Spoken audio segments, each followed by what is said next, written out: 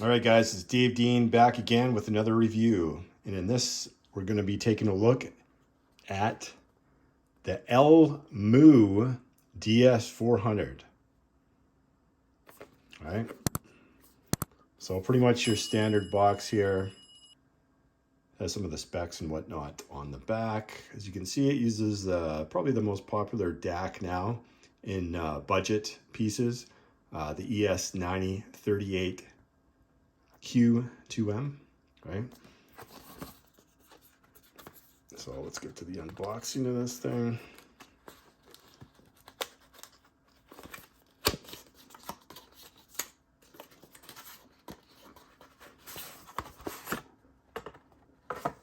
Put that over on the side. Just the user manual there.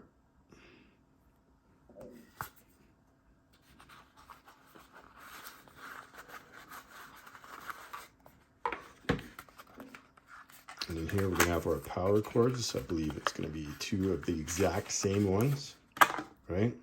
So this is just your regular USB to USB-C, and they're both identical. And let's get to the unit. So here's the unit here. We'll start off at the front of it. So this is basically your volume knob and your power on off. So you can hear that click over. So that's off. And then when you turn it on, it'll make that clicky noise there, right? So what you see here is basically it's got the low gain or high gain. Currently you can see the setting on there is high gain right now. If this can focus in there, right? And then you got the bass on or off. It's kind of like a bass boost, right? I talk about it a little bit in once we get into the vehicle. And then this is just your like 3.5 and your 4.4 balanced, right? And then on the back here, so we got, the nice thing about this unit is you can power it with one of the USB cables that you just seen me unpack, right? The USB to USB-C. So you can power it with one, and then you can connect to whatever device you're gonna play it back with. So whether it be an iPhone, iPad, Android device, etc., you can plug that one in here. And that kind of works nice with Apple's camera kit, which I'll show you when we get into the car. And then of course it's got the coaxial digital output and the optical out as well, right? So pretty similar to Fios K3, like the new one that they brought out late last year, right? Pretty similar device. It almost looks almost identical to it, to tell you the truth. But let's get into the car and we'll see what this thing sounds like. All right, guys, so we have the YMOO hooked up in my vehicle. And the first thing I'm going to show you guys is the three different ways that I connected this, right? So I'll show you those three different ways, and then we'll come back and we'll discuss about it. All right, guys, and here's the FIO M17 hooked up, and I figured I'd do this one analog. So I have the volume all the way up, even though it looks like it's like all the way down. It's actually all the way up on this thing, and you can see it's on high gain, and you can see where it says the bass on off type thing. I have that off on here. You can put it on for analog, but I find that it just it doesn't sound as good on here. It works okay with headphones when you're using that on there, but for car audio purposes and you're running a DSP, I would advise just having it off, right? You don't really want anything off or anything on when you have a DSP. You let your DSP do everything, right? So just to kind of show you, it's the same thing. I'm just using the Apple USB-C that comes along and goes right in on the left-hand side there of the FIO M17, right? Just to show you it's working, we'll just click play. All right, so that's all good. Same way I hooked up the iPad mini. Once again, I usually advise people to use a USB the OTG cable, right? That seems to be the best when you're using amp DACs and that type of stuff. But for these purposes, I'm just using the USB-C to USB-C cable, and that worked fine too as well. And like I said, I'm not using the coaxial digital or the optical on the back this time around, just basically showing you the 3.5 cable. And I just kind of want to talk about this one for a little bit, because a lot of the times when you're buying these type of products that say we're under 200 bucks kind of thing, this one being 129.99 Canadian, because I think it's got a $30 coupon code right now to buy it. A lot of the times I'm not like super impressed with the DAC when I listen to analog, but this one actually sounded really good. And in fact, when I ran it this way with the FIO M17, I actually preferred the sound quality over going coaxial digital out or optical on this thing, right? That might have something to do with the M17, right? Probably a little bit to do with the M17, but it's still running with the DAC on here. Once it goes into once the USB audio goes into this thing, then it's going into its DAC, right? And it's processing it. And it actually sounded really, really good running it that way. So it's nice to see that even though I've never really heard of this company before, they seem to do a pretty decent job on the analog circuit. And like I said, the headphones and everything sounded pretty decent too, as well with this thing.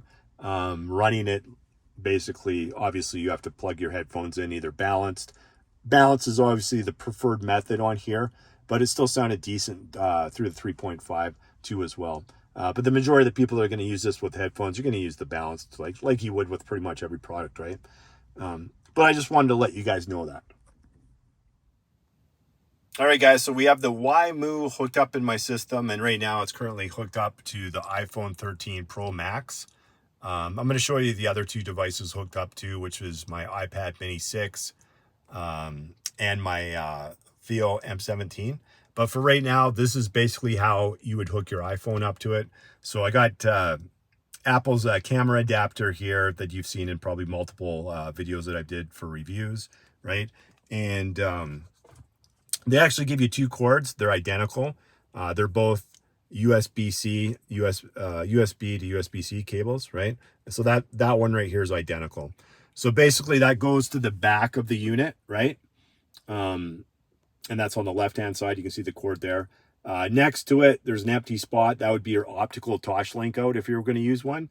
But you can see I have mine connected via the Cinnamon AudioQuest coaxial digital cable, right? And then right next to it is what you use to power the unit, right?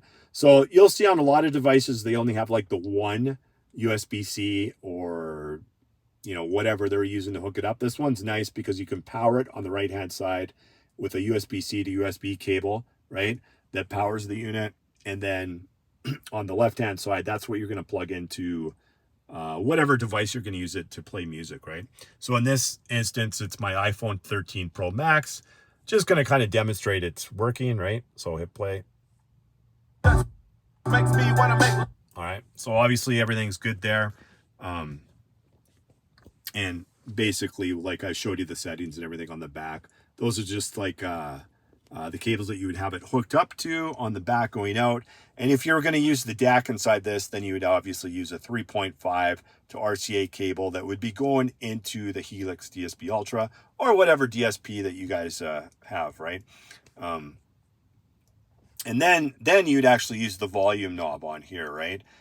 If you're going to use it analog. And then for me, when I used it analog and I tested it out, I put it on high gain and I put the volume all the way pretty close to being full on this thing. And then I just controlled it via my director up here. And instead of coaxial digital out, I went into auxiliary out, right? So basically I just went from here to here, right? And then I'm just going to put it back to coaxial digital. But that's what I have it on when I test things via analog. So we'll go like that. We'll put it back to coaxial digital, right? And so this is the first kind of device that I'm going to show you hooked up. And now I'm going to show you the FIO M17. All right, guys. So now we have the actual iPad Mini 6 hooked up to this. And as you can see, it's just a regular USB-C to USB-C cable. I found with these units, for this one in particular, the best cord to use for these ones are the, you know, like the female, the OTG cable, basically, right? whether it be the adapter or whatnot, and then run a cable off that. I find that works the best, but as you can see right here, this is just on the left-hand side. It's just your standard Apple USB-C that goes all the way up to USB-C to the iPad Mini 6, and I'll just hit play so you know it's working, right? Right, so that works fine. I just like to show people the different ways to hook these units up in case, you know, somebody only uses an iPad, somebody uses an iPhone, somebody uses an Android device. It's always nice to see how it's actually hooked up. So that's how this one's hooked up. Obviously, you could change. You could have optical going out here into your DSP if you wanted to, or you could run a 3.5 right here to RCA cable going into the back, right? Which I showed you guys with the FIO M17. All right. All right, guys. So those were the 3 different ways that I hooked up the YMOO to my car audio system. So there was the FIO M17, which you see in front of me. And then I had the iPad Mini 6, and then as well as my iPhone 13 Pro Max. Those are pretty much the 3 devices that I always use when I'm testing out pretty much everything these days, right? So I'm just going to jump right into the sound quality on this thing. I think sound quality overall, they did a really good job on, right? There's nothing that's, you know, sounds terrible. There was no noise in this system or in this unit. It's not hyper detailed. Like obviously, like I would say the M17 is a pretty hyper detailed product, right? You're going to get layers. You're going to get like a bigger sound stage and whatnot with this device. But we're not comparing these 2 devices. I'm just kind of letting you know when it comes to like the sound stage and how detailed it was. Overall, it did a really good job, right? So the bass wasn't muddy at all. It was detailed, but we're not talking hyper detailed, right? I would say out of all the devices that I've tested so far, it was decent, right? And then transitioning from your bass to mid bass, the transition in, it did it well.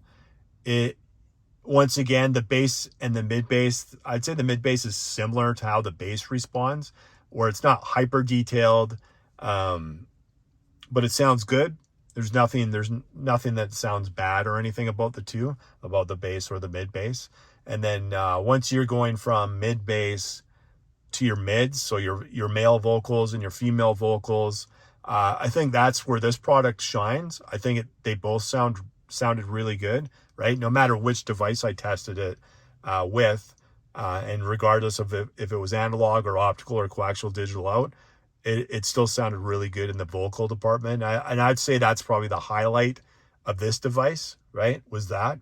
And then I would say the weakest part of this device would be the high frequencies, right?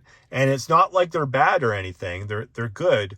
I would just say if I was gonna nitpick at something on this device, then I would say the high frequencies, they're just not quite as detailed as maybe some of the other products that I've tested in the past. And but I'd say overall it's still decent sound quality in the high frequencies, right? So I just want to say once again, every device I've ever tested, out of the coaxial digital output or optical going into my Helix DSP Ultra, they all have a different sound signature, right? And I just wanted to touch on that part of it again, because I'm still seeing, and not comments on my channel, but I'm seeing comments on other people's channels when somebody's asked a question about that and they're given the wrong answers, right? You see it all the time on headphones. It's like they don't even test. I mean, some of them might test it, but it's not the same as you sit in the car and the only thing that changes in your system is this device. You can hear this different sound signatures, right? I mean, it's plain as day. It really is. But you still have a lot of knowledgeable people out there. And I'm not going to name any names, but there's some on the DYI mobile audio site giving bad information out. And these are guys that have their own shop and have been doing car audio for like quite a few years now, telling people that all the products are going to sound the same out of coaxial digital and optical Toslink, and they don't, right? And then, like I said, it's really easy to test. Just go grab a couple of, don't change anything in your vehicle. Go grab a couple of these devices. If you got optical and coaxial digital inputs in your DSP, you just connect them to there and you're going to hear a difference, like pretty easy. Some of the products might sound a little similar, but a lot of them sound completely different, like totally different tonalities to them, right? So just wanted to, kind of talk about that part again, right? And overall, I never really had any negatives with this device, other than like when I first tried to connect the YM17 to it. Originally, I used the cord that you see now is a USB-C to USB-C cord. Sometimes that works and sometimes it doesn't. I find the best cord to use when you're using like an Android device or even a DAP that has the Android operating system on it. Just use an OTG cable, and I've never had any problems with that. Everything's always worked when I've used that cable. So use one of those if you're going to use an Android device with something like this that's similar. I just find it just works better, and I don't have any issues with that, right? I just didn't bring that with me today when I was filming this part. So you can see it's not hooked up right now. I had it hooked up when I was showing you guys before the other 3 videos. So overall, I think it's, the price, once again, I paid $129.99 Canadian for this device. So it's about 30-40 bucks less than FIO's K3. And I think that's where a lot of people, when they look at this device, that's pretty much its main competition is that, right? And like I said, it's got a different sound signature than the K3. So some people, to me, I know what I prefer, right? But you guys might prefer something different, right? When it comes to these type of products, and I'm going to leave the link in the description so you guys can check it out. If you're buying something like this, and right now I believe it's got a $30 coupon code on it. If you're buying something like this, it doesn't hurt to buy another device that you're thinking about getting and then test them out yourself and then keep whichever one that you like, because I might like something completely, totally different than somebody else, right? So somebody else might absolutely love the Focal Utopia M speakers, right? And then somebody else might like the Morel, Elate carbons, right? And then somebody else might like the Dino Esotars better than those ones. And then somebody might want or like the Accuton speakers better. It's all a preference. And when it comes into certain things, it's not necessarily a dollar amount that says this thing's good or it's not good. Just like when I just reviewed the YMOO Mini Streamer, I couldn't believe how amazing that thing sounded, hooked up to my iPhone and iPad and my M17. It was just sounds freaking amazing, right? And that's the other thing on this. The sound stage that I forgot to mention in the sound quality part of this is it's still really good, but you're not getting a ton of layers, right? And I found that for the most part, other than that YMOO Mini Streamer, that actually had a lot of layers to it, and it had an incredible soundstage to that thing, right? And I found the other devices, they're good, right? Like this device is still good, but it's you can't beat the soundstage on that YMOO Mini Streamer. And the only downfall to that, I would actually love to have a device that you can plug in wired that sounded as good as that device without you having to stream, right? Because that's the only downfall to that other device, the YMOO Mini Streamer. If you haven't seen the review I did on that, go check it out. That's almost like a must buy, because you can use it in your house too, right? As a streaming device. It's excellent. In both, it's like incredible in your house and it's incredible in your car, right? But that's the only, the negative thing of that is data. Whereas something like this, you're just plugging in and it's wired, and it's going to work, and you're going to, the sound quality is good, but it's almost like everything has some pluses and sometimes some minuses, right? in-car audio. That's just kind of the way it is. Because when you spend a ton of money on something, like the M17 here, then, you know, the downfall to that is the price tag, right? But then the sound quality is really good. But for this device, I would say, like, sound quality wise, it's excellent, especially for the price, right? If somebody's looking at an amp / DAC, definitely check this one out. It's a new product, right? I've never even heard of the name before I ordered it. So to me, it's newer. Maybe you guys might have heard of some of their other products. But to me, like I said, this is a brand new unit that just came out, and it's worth checking out. It's pretty decent. I'll have a link in the description. If you guys decide to, you want to look at it on Amazon, check that out. And like I said, if you're looking at the K3, if you're looking at something that you can run your headphones with and you can use it in your car, you know, check this out and maybe order this and order the K3 and see which one you prefer. All right, that's it, guys. We'll see you on the next one.